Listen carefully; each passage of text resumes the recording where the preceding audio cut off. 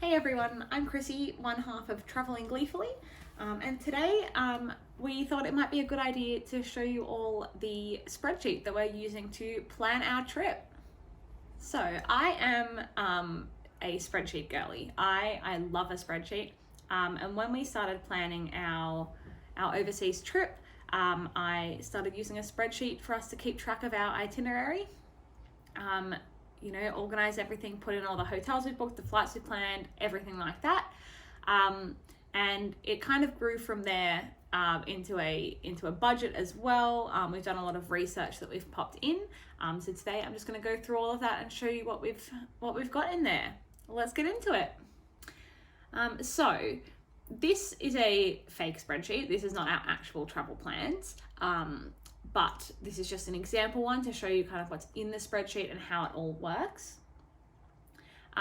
So as you can see, first things first, we've got the date, obviously, country, overnight, city, town, everything in here. Basically, the way I've set this up is so that everything's kind of automated. Once we put in the details of where we're staying, obviously we have to put in our transport details, all of that, and the costs, which are over here. It all calculates everything for us. It goes into this cost breakdown spreadsheet that tracks our spending by country and also by type. And we've done some research here in this tab of the entry requirements for each country that we're thinking of going to.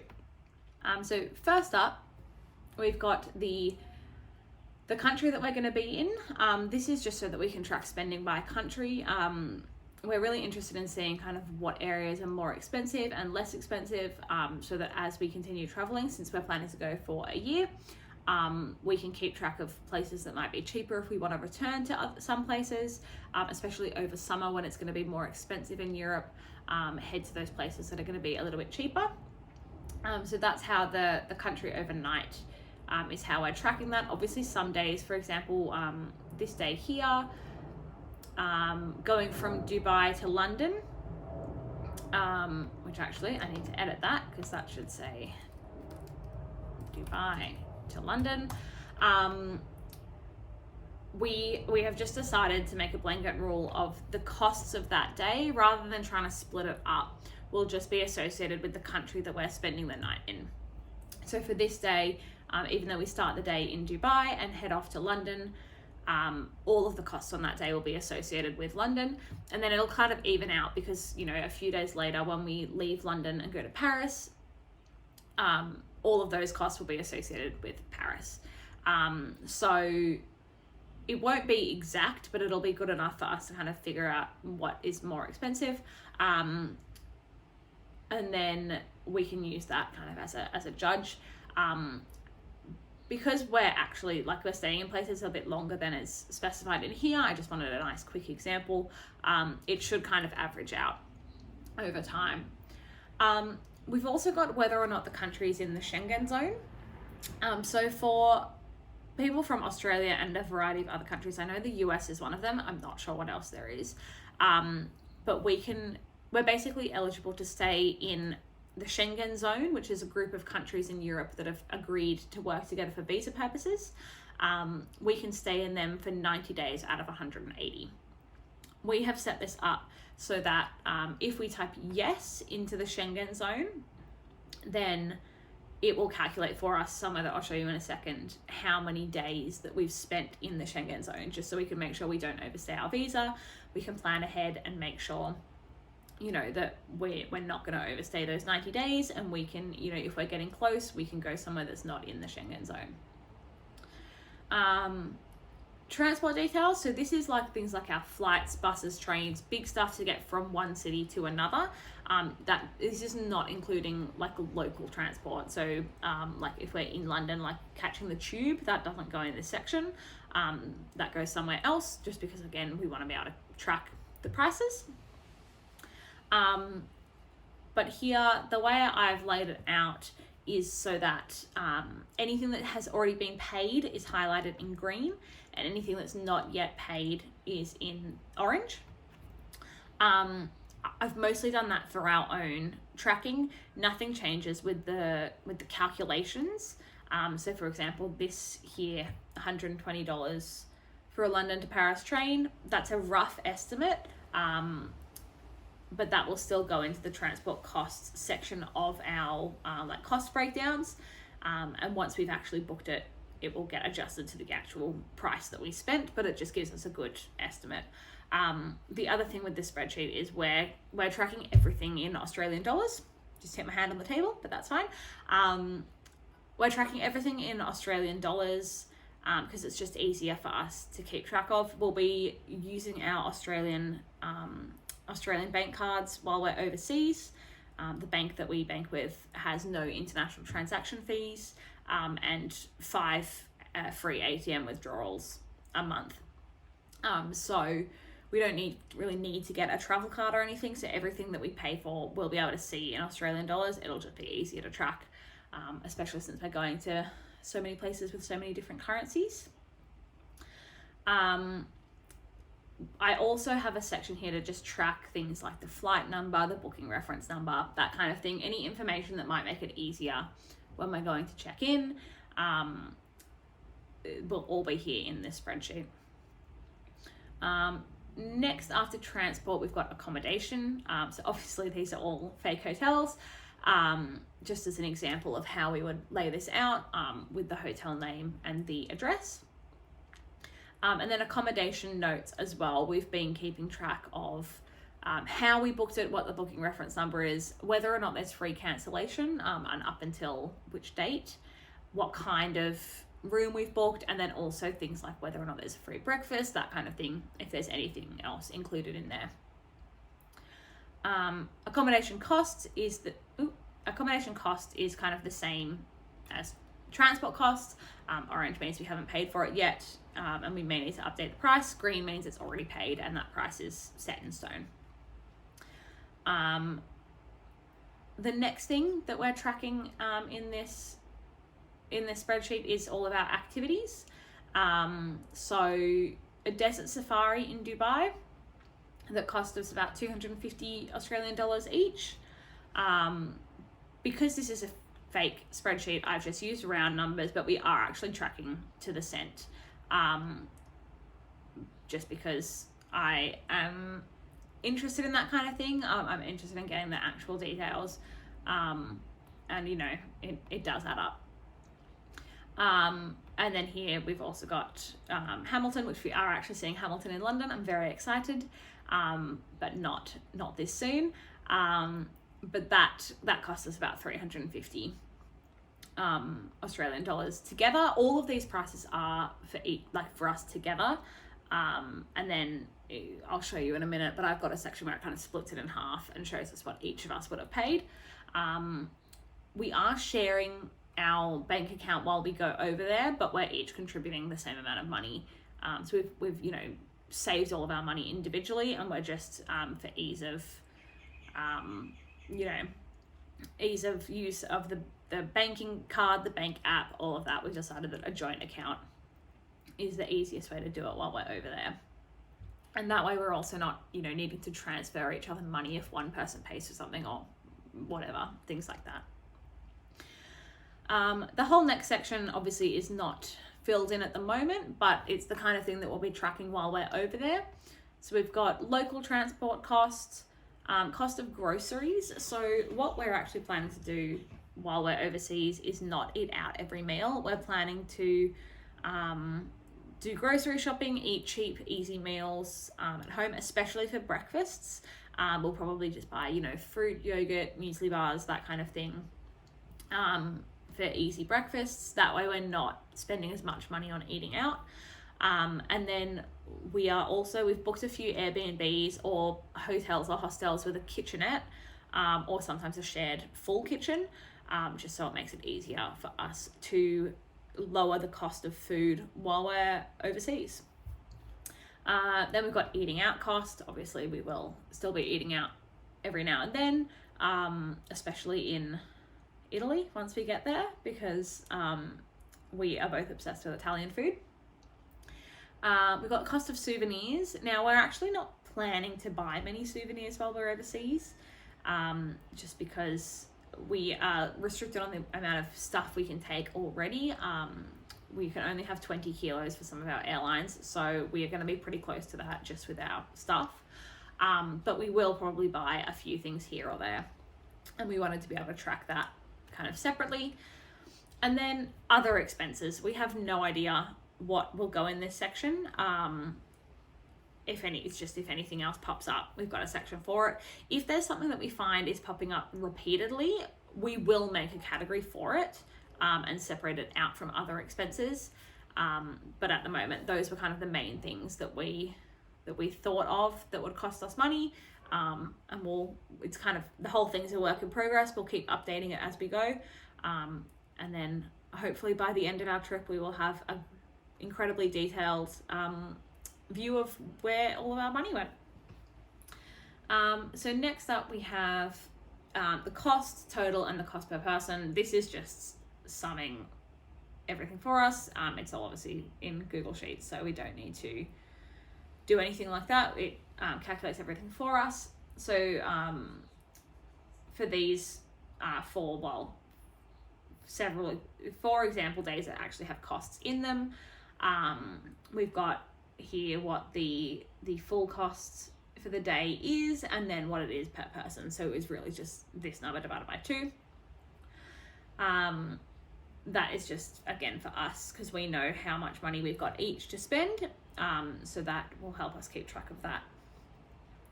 And then our little diary section, I just put one example thing in here, but this section will actually be filled out like as we go. It's where we're going to keep track of what we've done each day, just so that, you know, in the future when we're trying to remember the name of the hotel, or the name of the like museum we went to, or, you know, where we walked that day, anything like that, we'll pop that in here just to keep a record for ourselves. Now this little table here, as I said before, the Schengen zone in Europe, we need to keep track of how many days we are staying in the Schengen zone to make sure we do not overstay the 90 days out of 180. So the way I've got this little table set up at the moment is, so here we've just got our the date that we're leaving, and then 180 days after that to see how many days within that time we're in the Schengen zone as we're planning. It says 168 here. That's just because down here I haven't auto-filled up to 180 days. I've clearly only done 168 because we haven't planned, you know, that far. But once we've planned further, this will say 180 days, and this column keeps track of how many times we've written yes in the Schengen zone column. So you can see here that it's currently 1 out of 168. If we come back over here and say we're spending another day in France, in Paris, and that again, France is part of the Schengen zone. So if I type yes there, that will automatically update this table to say 2. So we can easily keep track of how many days we've been in the Schengen zone. I've also got this first column here that is a kind of running tally. So I'm filming this today on the 1st of November, which is why that is the 1st of November. I've got that, you can see up here, that is set to today's date, whatever that is. So this will be a running tally as we go, as we get further into the trip. It's a rolling 180 day system. So on our 181st day, the first day will kind of fall off the other end. So we want to be able to track it for each day as we go, how many days in the past 180 have been in the Schengen zone. Obviously at the moment that is 0 because we haven't left yet. We're still at home. So that's everything that's on the main page. Now all of these prices, the transport cost here, accommodation costs, activity costs, and then all of these smaller ones, help to autofill these tables in here. So I'm the kind of person that I've been keeping a budget of my money since 2016, I think. So of course I will continue to do that while we're traveling the world. So this autofills from that other spreadsheet as we enter in, you know, we spent $40 on dinner tonight, that kind of thing. It'll update this automatically based on the country that we're spending the night in. We also are calculating the number of days. Again, that's auto-filled as we type in everything. That'll all fill in so that we can calculate the average daily cost as well, and keep track of that, because obviously if we're spending a month in one country but only a week in the other, we want to know kind of how much it's costing us per day. There is actually, I don't think I showed you, there's a little section here that I've collapsed, but it is the full breakdown of each type in each country, in case we do want to look at that, but I've mostly got that hidden just because it takes up a lot of space. And at the moment, I'm just interested in looking at the total costs per country and then the total cost by type. So you can see at the moment with this example spreadsheet, these tables each fill into a graph for us. So this one is just breaking down the cost by type. At the moment, obviously our flights are very expensive. In our real spreadsheet, that's also the case, mostly because we've booked so many flights, but we haven't paid for our local transport. We haven't really booked any activities except for Hamilton. We obviously have not bought any food or any groceries or souvenirs while we're over there.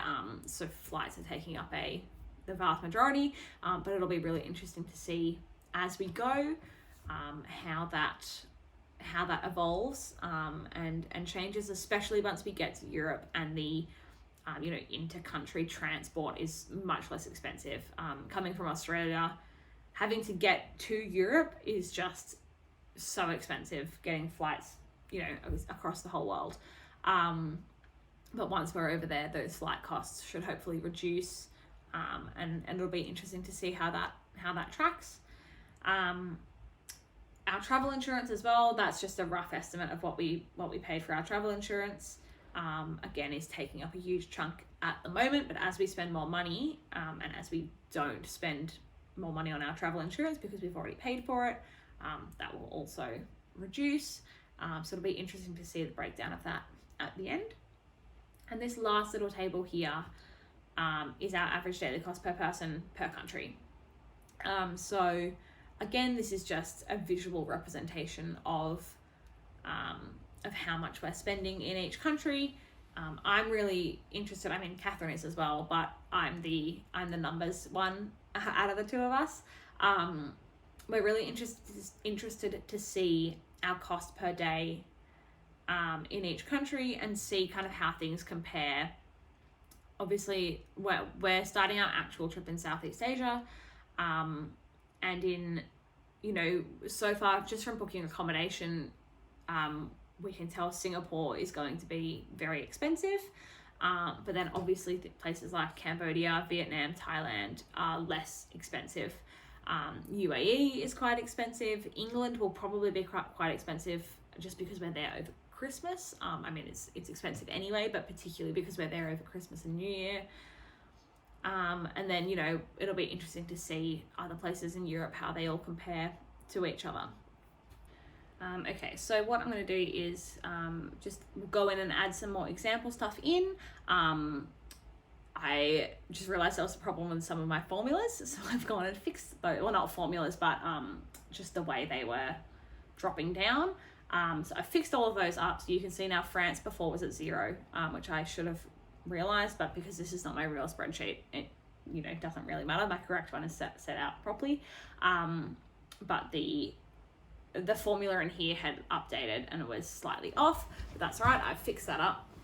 So what I'm going to do is just add in another example one, and we'll see how it all changes. So let's say from France, if we were going to then go on to Germany, spend the night in Germany, and let's say we went from Paris to Berlin. Now, Germany is part of the Schengen zone, so we'll say yes there. I won't fill in any of the transport details. I'll just pop in the numbers to show you what happens. So let's say our transport from Paris to Berlin was going to cost us $200 together. Let's fill in some accommodation costs. Let's say Paris is going to be $100 a night. Obviously all of these numbers I'm making up, just, you know, to show you how all the formulas work. Let's say Berlin's going to be $150 a night. And let's say we spend $400 on activities in Paris that day, just for an example. So you can see this was part of my issue before. I hadn't dropped these down, but that's okay. I've fixed all that up. So now if we go back into cost breakdowns, we'll see, so Germany has been added to our table here. So we'll bring all of these formulas down. I'm just highlighting both because still not going to work. So these need to be D4 to D and T4 to D. Which it worked anyway, but I just need to make sure that I update those as we go. Let's bring that formula down and that one down.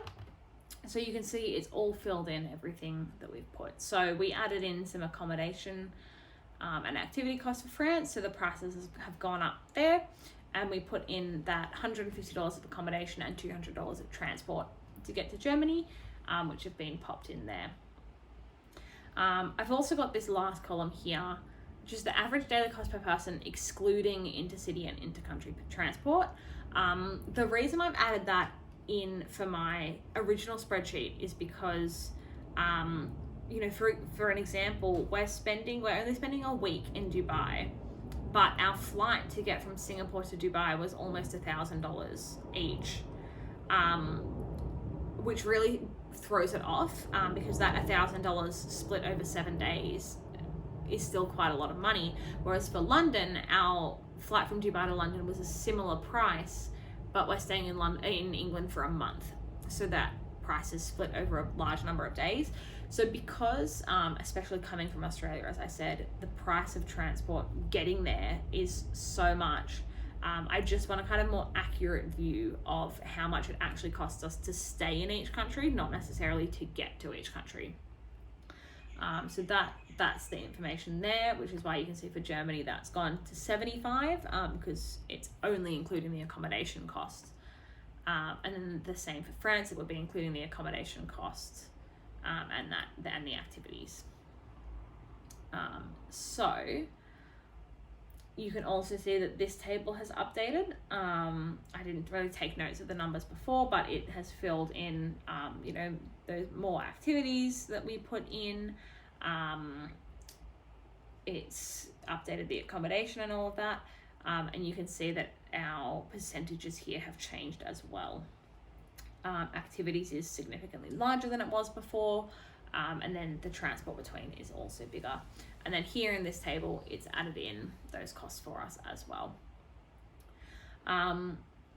So you can see it all, like as we fill in the itinerary, as long as I bring down the formulas in the tables, it's all well and good. I could, in theory, bring them down now, but I don't like this. I don't like the look of it having all of these zeros there. I would rather just do it as we go, as we add a new country to the table, bring the formulas down then, just because I think it looks tidier, but that's just me. So I will now go through the other thing that we've got in this spreadsheet. Once someone's walked past.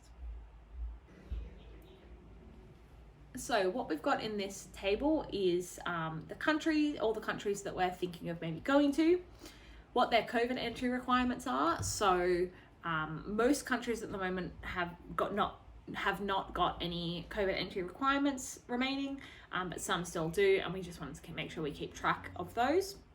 We've got the visa entry requirements for us as Australian citizens to enter those countries. We've got the LGBT laws. Obviously, that's really important for Catherine and I to know whether or not we should disclose our relationship, you know, that kind of thing, whether we should maybe be booking hotels with twin beds, just to, you know, kind of make sure we're staying as safe as we can. We've got whether or not that country is part of the Schengen area. So that again helps us with that other table to just find that quickly here. And then I've just got one last column of the date that we last checked these. So as you can see, most of these we actually checked a couple of months ago. So we'll probably need to do a quick look and see if any of this information has changed before we're actually entering these countries. But it's really useful for us, for example, if we were over there and we decided we wanted to enter, for example, Denmark, we can just quickly check in here, see that as of June there were no entry requirements for COVID, that it's part of the Schengen area, so it's part of that 90 out of 180 days. LGBT laws say that being LGBT is legal, and that yes, it is part of the Schengen area. So I haven't been super specific about the LGBT laws, just because, all we really need to know is kind of a rough overview of what we need to watch out for. So it's just good for us to have all of this information here of all of the countries that we're considering going to. Obviously we probably are not going to every one of these countries, but we haven't planned it out the whole trip. Our plan is to plan as we go, kind of based on prices, on flight availability, that kind of thing. So just having this information available is super useful. Means we can just jump into this spreadsheet and have a quick look before we book any flights to make sure that it's going to be suitable. Because for some places, for example, for Cambodia and what's the other one, Vietnam, we're having to apply for our visas this week, even though we're not going to be there for another couple of weeks. So obviously we wouldn't be able to decide last minute to go to one of those countries. So yeah, it's just really useful to have this information available, that we've already researched in case we don't have any internet, anything like that. If we're finding it difficult to find the info, we've already done this pre-research. Not all of it will be up to date anymore because we did check it a few months ago, but it's a good starting point for us. And that's the spreadsheet. So as I said, our actual one is a bit more detailed. It's also a lot more full. We've planned up kind of until I think late January. Late January we've got kind of everything sorted. And then after that it'll be planning as we go, but it's really useful for us to keep track of. We're also going to be sharing this with our parents so they can keep track of where we are, what we're booking, what hotels we're staying at in case they need to mail us anything. So they've got all of our details, and also in case anything happens, they know where we're meant to be and how they can try and get in touch with us. So that's kind of it. That's the spreadsheet. I am hoping to do another video kind of after our trip, or maybe midway through, with the actual kind of prices, the actual numbers.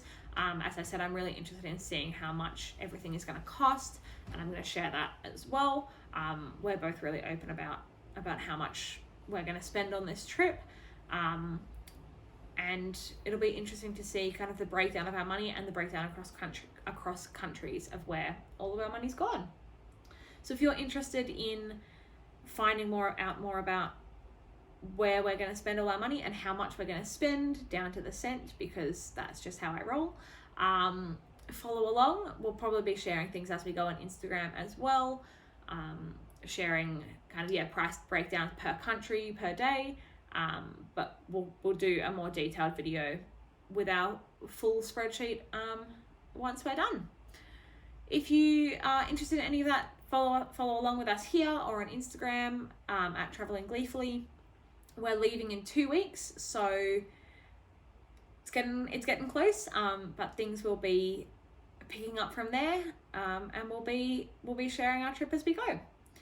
Thanks for watching. Let me know if you liked this, if you have any other suggestions or any comments about what you keep in a spreadsheet when you travel, if you do keep a spreadsheet when you travel, or if that's just me.